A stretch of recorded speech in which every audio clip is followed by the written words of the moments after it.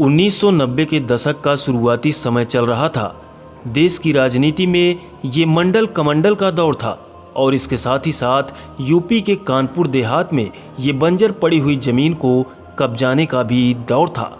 उस समय मुलायम सिंह यादव और काशीराम उत्तर प्रदेश की राजनीति में पैर जमा चुके थे और उनकी छाया में पिछड़े समाज के कई इलाकाई नेता तेजी से उभरे और विधायक सांसद बन गए। इस दौरान इन नेताओं पर खाली पड़ी बंजर जमीन कब्जाने का भी आरोप लगा। इलाके में अच्छी खासी संख्या में होने के बावजूद ब्राह्मणों की जमीन खिसक रही थी। यही वजह रही कि बंजर जमीन के साथ साथ राजनीतिक जमीन कब्जाने और इलाके में पिछड़ों की हनक कम करने के लिए विकास दुबे का सहारा लेना पड़ा। तो आइए विकास दुबे के कुख्यात विकास दुबे बनने के पीछे की उन असल वजहों से आपको रूबरू कराते हैं, जिसे शायद बहुत कम लोग ही जानते होंगे।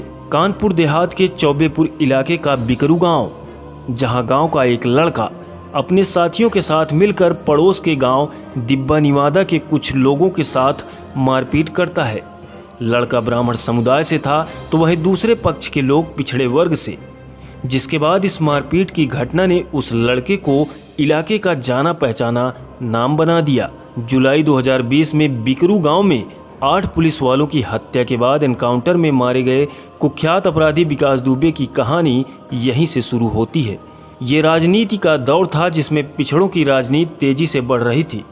मंडल पॉलिटिक्स अपने पीक पर थी और ब्राह्मण अपने आप को थोड़ा आइसोलेट महसूस करने लगे थे। उसी समय एक दबंग ब्राह्मण लड़का उभरा तो ब्राह्मण के एक वर्ग को लगा कि हाँ, कोई तो है जिससे लोग घबराएंगे। विकास मारपीट करता, छोटे मोटे अपराध करता, रंगदारी वसूलने के लिए लोगों को धमकाता और पुलिस पकड़कर थाने ले जाती, फिर उसे छोड़ देती। धीरे धीरे इसने 4-5 लोगों की अपनी गैंग बनाई। नाम रखा बुलेट गैंग, क्योंकि इसके सारे साथी बुलेट से ही चलते थे। इसकी उम्र 17-18 साल की ही लगभग रही होगी जब इसने अपने 4-5 दोस्तों के साथ मिलकर सबसे पहले एक बारात लूटी थी। और बारात लूटने का तरीका भी अनोखा था। इसने अंधेरे में झाड़ियों में कई जगह जलती हुई सिगरेट खोस दी थी, जिससे कि बस में बैठे बारातियों को लगे कि इसके और भी साथी हैं जो झाड़ियों में छिपे हुए हैं। इस तरह से इसने पूरी बारात लूट ली।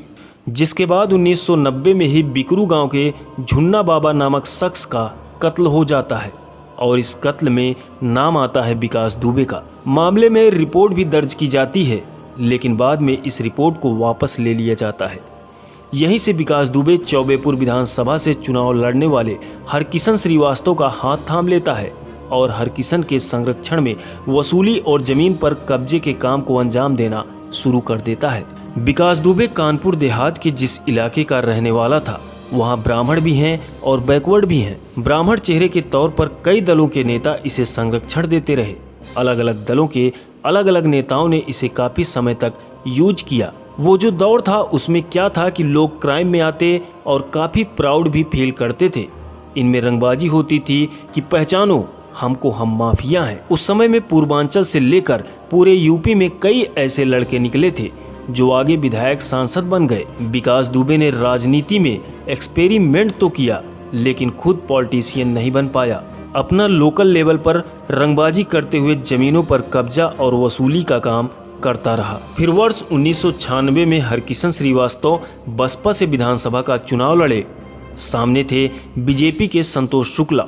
रिजल्ट आया तो हरकिशन श्रीवास्तव 1200 वोटों से चुनाव जीत गए। चुनाव जीते तो विजय जुलूस निकाला गया और इसी विजय जुलूस के दौरान दोनों प्रत्याशियों के समर्थक आपस में भिड़ गए। जब एक पत्रकार ने संतोष शुक्ला के भाई मनोज शुक्ला से बात की तो उन्होंने इस रंजिश की कुछ परतें उधेड़ी।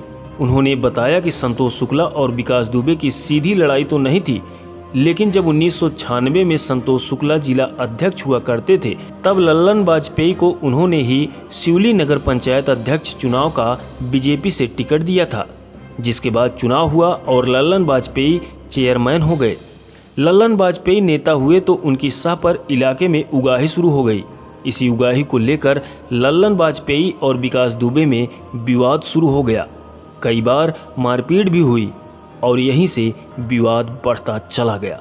और फिर 12 अक्टूबर 2001 को विकास दुबे ने लल्लन वाजपेयी के यहाँ हमला कर दिया, जिसके बाद लल्लन वाजपेयी ने उस समय के राज्य मंत्री संतोष शुक्ला को फोन किया कि विकास दुबे और उनके लोगों ने हमें घेर लिया है।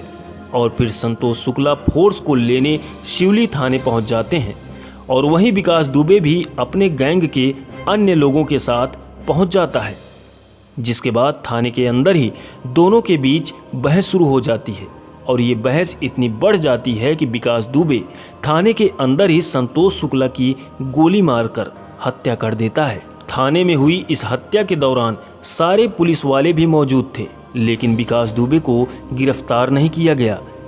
फिर 2002 में उसने इस केस में आत्मसमर्पण कर दिया। फिर तो इसका जेल जाने और जेल से बाहर आने का सिलसिला लगातार चलता रहा और दिनों दिन विकास दुबे जुर्म की दुनिया का बेताज बादशाह बनता गया। बिकरू के अलावा आसपास के गांवों के लोग भी विकास दुबे का नाम लोगों को धमकाने के लिए करते थे। जैसे कभी किसी से कोई बात हो जाए, बहस हो जाए और कोई कह दे कि हम बिकरू के रहने वाले हैं, तो सामने वाला गांव का नाम सुनकर बहस खत्म कर देता था।